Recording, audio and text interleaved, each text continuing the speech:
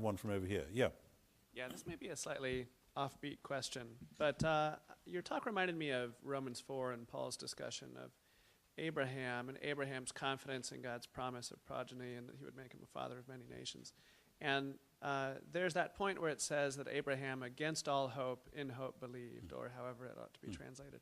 What do you think is the importance of hopelessness, or the experience of hopelessness? The importance of the experience of hopelessness.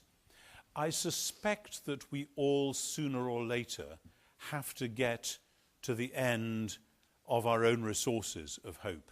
And I suspect that at the moment, the Western world is being challenged like that.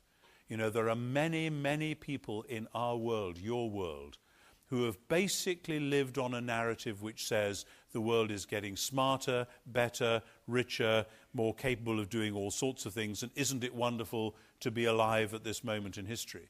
And there have been many times, as I indicated, in the last 100 years, when actually there have been counter-indications to that, whether it's the atom bomb or the Holocaust or whatever. You know, are we so sure? And now, with September the 11th, with the credit crunch, with the AIDS crisis, and all sorts of other things, are we actually sure that this particular hope has what it takes? And maybe we have to get to the end of our own hopes in order then to rediscover the real hope. And I suspect that that happens to individuals as well, that we all dream other dreams than the ones I was talking about, and usually those dreams do have to die in order that something else may be born. The important thing is that when that's happening to you, you've got some friends around you who you can lean on, because it can be a pretty uncomfortable time.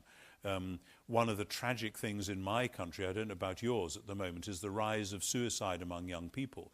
And often, apparently, I mean, in a sense, all suicide is pointless, but some is more comprehensible than others. But people who've got the world at their feet, everything to live for, and who kill themselves because they're just bored, they can't see any point in living.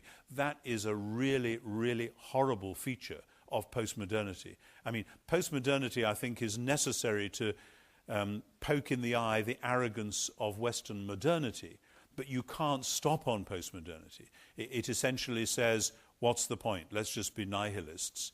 And that way danger lies. The good news is that you don't have to go back to modernity. You have to go through and out the other side. And there the Christian faith has got something fresh to say, which is quite different from what people may have thought it was saying 20 years ago. Thank you. Thank you. Who's next?